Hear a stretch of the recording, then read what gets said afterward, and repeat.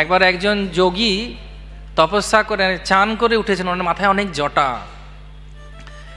তো জটা, তো উনি জটা কিভাবে শুকোয়? গামছা দিয়ে তো জটা শুকোনো যাবে না। তো উনি গঙ্গায় স্নান করে উঠে দাঁড়িয়েছেন, আর জটাটাকে বেঁধে দাঁড়িয়ে আছেন কোমরে হাত দিয়ে, যে শুকোচ্ছে ওটা, ঠিক আছে। সেদিক থেকে আমরা অনেক নিশ্চিন্ত। তো তো জটা যখন শুকোচ্ছে, দুটো পাখি ওই জটাটাকে পাখির বাসা ভেবে ডিম পেড়ে চলে গেছে। এবার ডিম পেড়ে চলে গেছে, ডিম পেড়ে চলে যাওয়ার পর তো উনি যোগী, কিন্তু হৃদয়ে তো প্রাণী হত্যা করবেন না।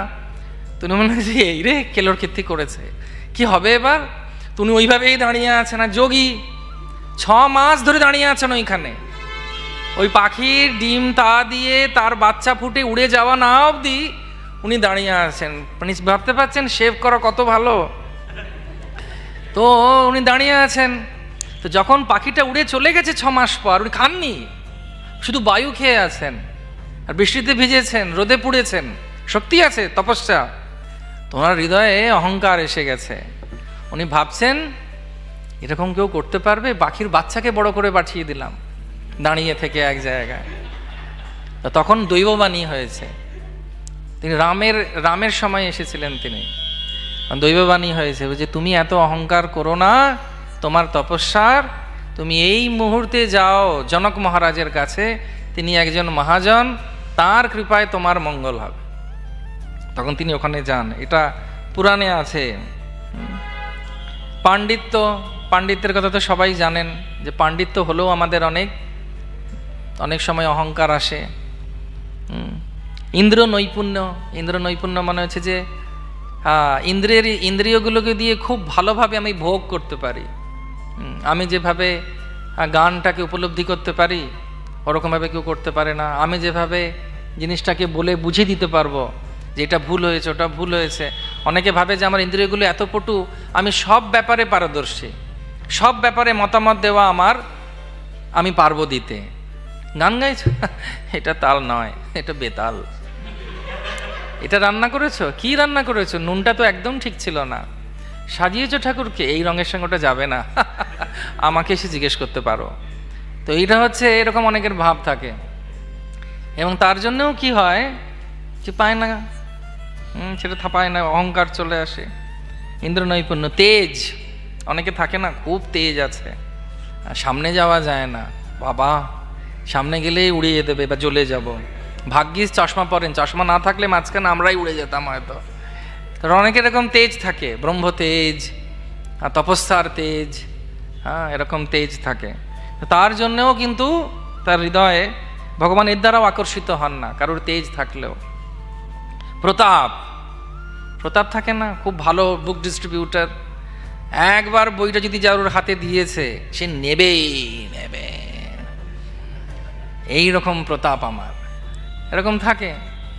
কিন্তু ভগবান, আমি দেখেছি অনেক জায়গায় যে এরকম প্রতাপশালী খুব ভাল লাগে দেখে। কিন্তু এখানে বলছে যদি প্রতাপটা কৃষ্ণের সেবায় না লাগে বা হৃদয়ে যদি নরম না হয়, কৃষ্ণ এর দ্বারা প্রভাবিত হন না। অনেক প্রতাপী, কিন্তু কৃষ্ণ সব থেকে বেশি প্রতাপী। কিন্তু কৃষ্ণ এত বড় প্রতাপী হলেও কৃষ্ণের দুটো গুণের জন্য কৃষ্ণ ফেমাস, সরলতা, আর যেহেতু তিনি সরল, তার কাছে সবাই যেতে পারে, অ্যাপ্রোচেবল। শারীরিক বল, পৌরুষ, বুদ্ধি, যোগ শক্তি, এই দিয়েও কিন্তু ভগবানকে সন্তুষ্ট করা যায় না। যেমন বাবা অনেকে ভাবে যে আমি খুব তপস্যা করছি এবং এই তপস্যার মাধ্যমে আমি কৃষ্ণকে পেয়ে যাব। কিন্তু দুগ্ধভোজী একজন ব্রহ্মচারী ছিল চৈতন্য মহাপ্রভুর লীলায়। তো সেও ভেবেছিল যে মহাপ্রভুকে ওইভাবে পাওয়া যাবে। কিন্তু যদি প্রেম না থাকে, যদি আমাদের হৃদয় পরিবর্তন না হয়, এই সব কিছুর মাধ্যমে, এই সব কিছু থাকা কোনো অসুবিধে নেই, থাকতে পারে, বা এক একটা জিনিস আমার কাছে থাকতে পারে, তার মাধ্যমে কৃষ্ণকে সন্তুষ্ট করতে হবে সরলভাবে থেকে। ভগবান একমাত্র পছন্দ করেন ভক্তি। দক্ষিণ ভারতে একজন খুব বড় সাধক ছিলেন, তিনি শ্রীমদ্ ভাগবতমের প্রত্যেকটি অধ্যায়কে গান রূপে প্রতিদিন রচনা করতেন এবং ব্যাকরণে পারদর্শী ছিলেন। প্রতিদিন রাত্রেবেলা কৃষ্ণ ওনার স্বপ্নে আসতেন, এসে ওনার ব্যাকরণগুলো কোথায় কোথায় বিভক্তি ভক্তি, ভক্তি যুক্তি ক্রিয়া ভুল হয়েছে ওটা বলে দিতেন। তা একদিন ওনার কাছে একদিন সাধারণ ভক্ত এসেছে, সে একটা কবিতা লিখে এনেছে। তো সে যখন কবিতা লিখে এনেছে সে বলেছে, তোমার কবিতা দেখার আমার সময় নেই, আমাকে অনেক কাজ আছে। সেই রাত থেকে কৃষ্ণ ওনার স্বপ্নে আসা বন্ধ করে দিলেন। তো অনেক মাস পরে উনি অনেক ক্রন্দন করলেন রঙ্গনাথের কাছে, আমার কি ভুল হয়েছে, কি ভুল হয়েছে আমার। তখন একদিন কৃষ্ণ কৃপা করে ওনাকে বললেন, তোমার বিভক্তির থেকে ওর ভক্তিটা আমার কাছে অনেক প্রিয়, এত অহংকার তোমার কিসের।